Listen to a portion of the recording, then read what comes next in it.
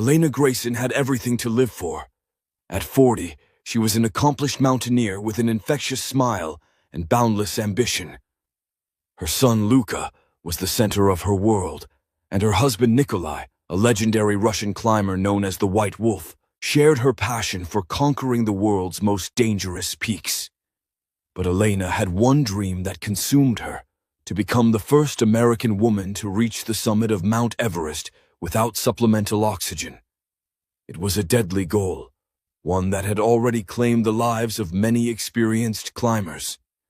In spring 1998, as she packed for the Himalayas, Elena left a note for Luka with a hand-drawn map and a simple message. "Hi, Luka. We're at base camp.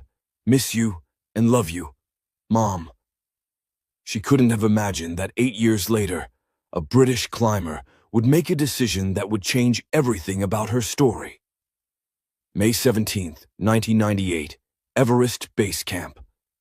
The usual buzz of pre-summit energy filled the air, but Elena and Nikolai Grayson stood apart.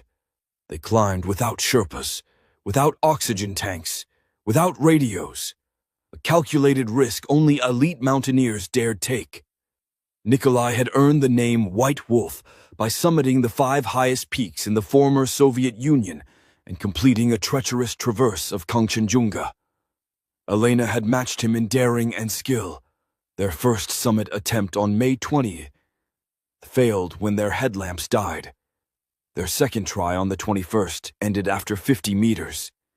Each failure meant another night above 8,000 meters, in the death zone, where the human body begins to deteriorate. By May 22nd, their bodies were breaking down. But Elena wouldn't give up. At 1:00 a.m., they made their final summit push, into brutal cold and darkness without oxygen. By afternoon, they reached the top. Elena had done it, the first American woman to summit Everest without supplemental oxygen. But there was no celebration. The sun was fading, their strength gone. They had made the fatal error of summiting too late in the day. As they began their descent, disoriented and exhausted, they lost each other in the dark. By morning, Nikolai reached camp. Elena did not. Realizing his wife was still up there, Nikolai grabbed oxygen, medicine, and began climbing back into the death zone. Meanwhile, another climbing team, a group from Uzbekistan, had already found Elena near the summit. She was alive, but barely conscious. Frostbitten, delirious, unable to stand or move. They gave her oxygen, tried to help, but they were unsupported, low on supplies, and at risk themselves. Eventually, they had to leave, but before descending, they clipped her harness to a rope to keep her from falling. Later that night, they passed Nikolai climbing up in the dark. They told him where she was. It was the last time anyone saw Nikolai Grayson alive. May 24th, 1998. British climber Daniel Hayes and South African climber Emma Clark were 300 meters from the summit when Clark spotted something, a flash of purple. She approached, and what she found would haunt her for the rest of her life. A woman was clipped to the fixed rope, body twisted, skin pale from frostbite, still breathing. It was Elena Grayson. She opened her eyes, whispered, "Don't leave me here to die." Hayes and Clark tried everything, propping her up, feeding her oxygen, trying to get her to move. But Elena's body was limp, her mind slipping away, her pupils wide and dark. "If you can help us, we can move you down the mountain," Daniel told her. "If you don't, you're going to die." There was no response. She was conscious, but unreachable, her brain already damaged by oxygen deprivation. After more than an hour, frostbite setting in on the rescuers, they made an impossible choice. They left her. As they descended, Elena's last words echoed, "Why are you doing this to me?" Elena Grayson died alone on May 24th, 1998, still clipped to the rope just below the summit of Everest. She had achieved her dream, but at the highest price. The fate of her husband, Nikolai, remained a mystery. The last anyone saw him, he was climbing through darkness with oxygen and medicine, searching for his wife. His ice axe and rope were later found near Elena's body, but Nikolai was gone. Back home in Colorado, 10-year-old Luca Rossi waited for news that never came. His mother's last letter, with its cheerful message and map, became a heartbreaking artifact. On Everest, however, Elena's story had only just begun. Her body lay beside the main north route, highly visible, her purple jacket and peaceful face making her look like a sleeping doll. Climbers began calling her the Sleeping Beauty of Everest. For 8 years, she became a tragic landmark. Hundreds passed her. Some stopped in silence, others avoided her gaze.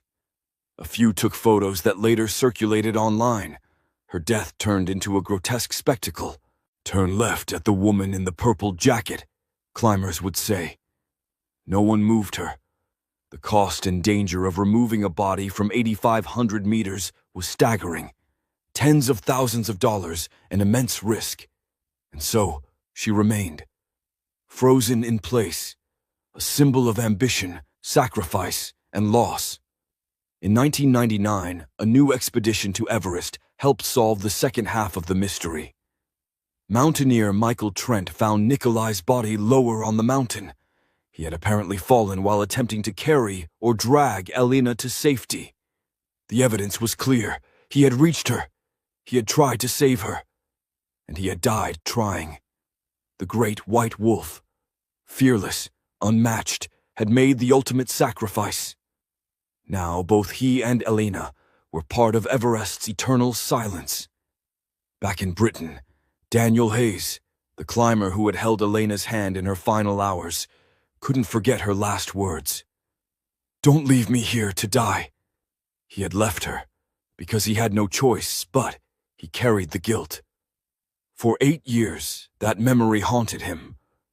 Until finally, in 2007, he returned to Everest with one purpose: to keep a promise. His expedition was unlike any in history, not to summit, but to recover Elena's body and lay her to rest with dignity. It would be called the Tao of Everest. The task was enormous, dangerous, possibly deadly. But for Hayes, it wasn't optional. It was necessary. Hayes and his team reached Everest's north side in May 2007, exactly 8 years after Elena's final words. They carried with them an American flag and a simple mission: to move Elena from public view and give her peace. They found her just as she had been, perfectly preserved by the cold. Purple jacket, dark hair fanned around her face, still looking like she was only sleeping.